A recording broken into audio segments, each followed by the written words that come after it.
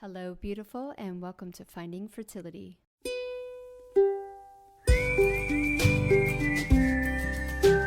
I'm your host, Monica Cox from findingfertility.co, and I created this podcast to help get you to start thinking outside of the box and realize that your infertility might have nothing to do with your lady bits. Rooted in functional medicine and personal experience, Finding Fertility is all about looking at the whole body and finding the root cause of your infertility. Finding Fertility does not diagnose, prescribe, or treat any issues of infertility, but what we do is take a holistic approach and improve your diet and your lifestyle to get you steps closer to creating your dream family. Just by being here with me, listening to this podcast, you're already going down the right path to making your dreams come true.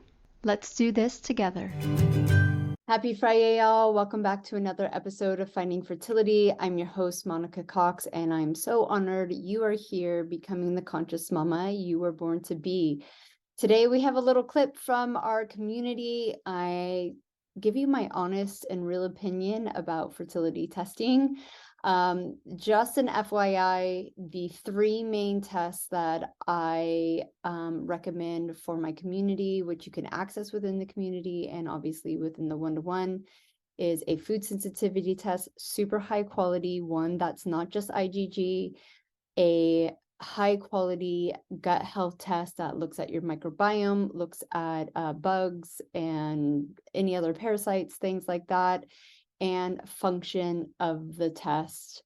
Another one I recommend if you want hormone testing is the Dutch hormone testing. And then there's a few at-home testing kits that I suggest for confirmation of ovulation and healthy sperm.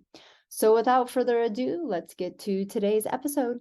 Hi guys, I wanted to come on here and talk about testing in general. So I know I've had a lot of queries about, do I review testing that you get from your doctors here in the group coaching? And I don't, for several reasons. One, it takes me, time and effort behind the scenes to look at the test, review the test.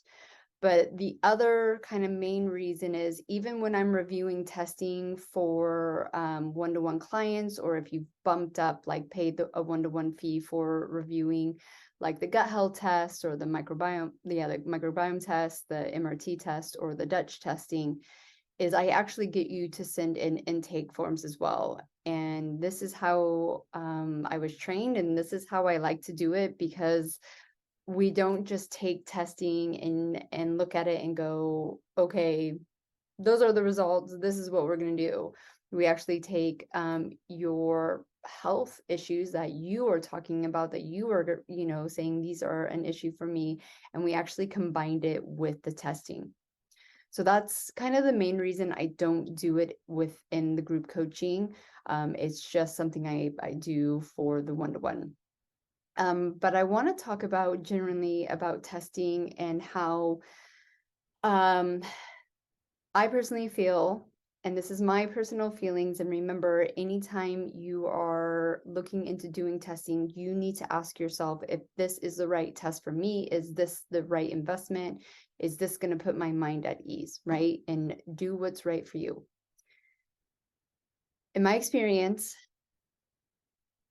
other than testing for food intolerances, what your gut is actually doing, because you can't guess about gut microbiome and what you specifically need, what area functions in the gut are not working correctly, and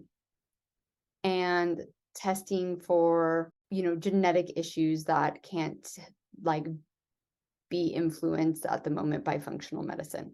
Okay, so even testing for high natural killer cells, and I'm just bringing this up because this is what was my answer.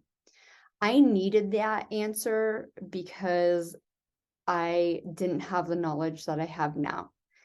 When people say I need to be tested for natural killer cells and want to use a functional and holistic approach, you don't actually need to invest your money into that, because the things that you're going to do are going to naturally reverse that issue in the first place. What you need to test for is what the underlying root cause of why you have natural killer cells in the first place, high natural killer cells. And the best test for that is a gut health test. The same for testing for hormones, right? So I know we're getting a lot of like hormone testing from our doctors, even thyroid test. It gives us a snapshot in time of what your body's doing. And remember, that is of your past, not of your future. Okay, so yes, this information is important. It could be useful, but my job is to help you figure out why are your hormones messed up in the first place. We kind of already know they are, in a way, right? Like, and we already kind of know that there's a group coaching call with, before she got her testing with her doctor, and she's a one-to-one client, just to let you know.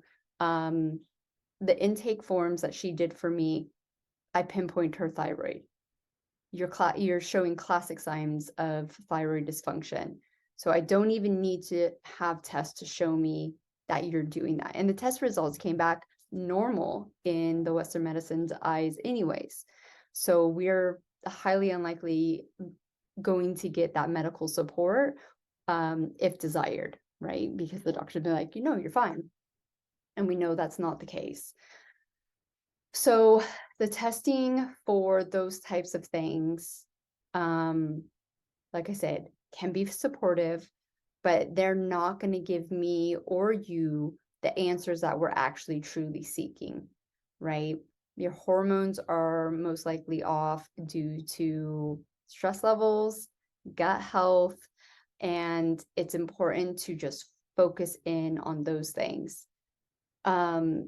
Now, when you do tests and you want to use medication, so say if like your progesterone is low, like this, I have been in the Facebook group for the Prove test, the one I recommend to test your LH, your progesterone. Now they're doing estrogen, FSH, and there's a lot of tests out there that are just as good.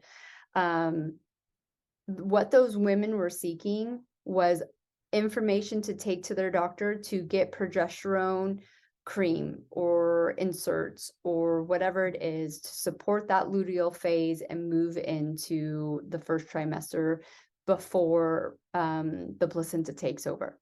Okay, which is fine. No judgment. That's what you want to do. That's what those test results are good for.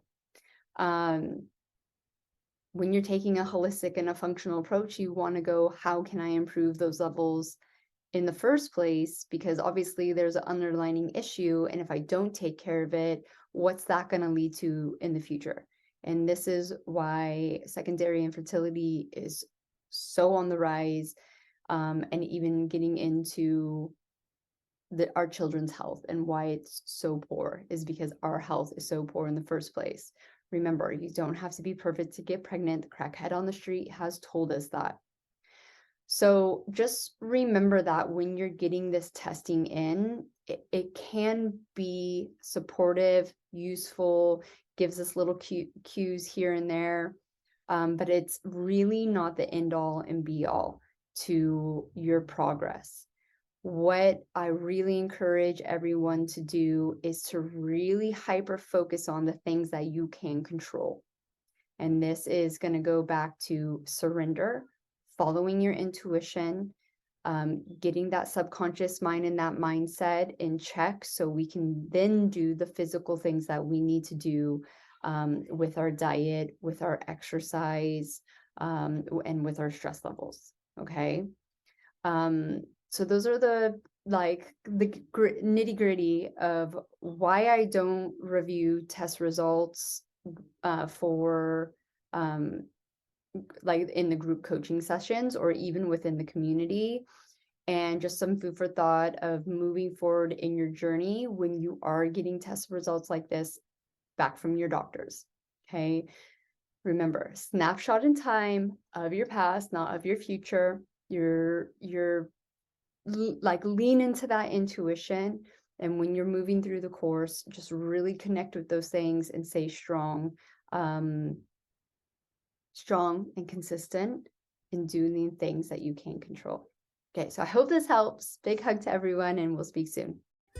Thank you once again for tuning in to the Finding Fertility podcast. If you're loving this podcast, please leave us a rating and review and let us know how this podcast is supporting you to get steps closer to creating your dream family. I hope you have a beautiful weekend, and we will see you next Friday for another episode of the Finding Fertility podcast.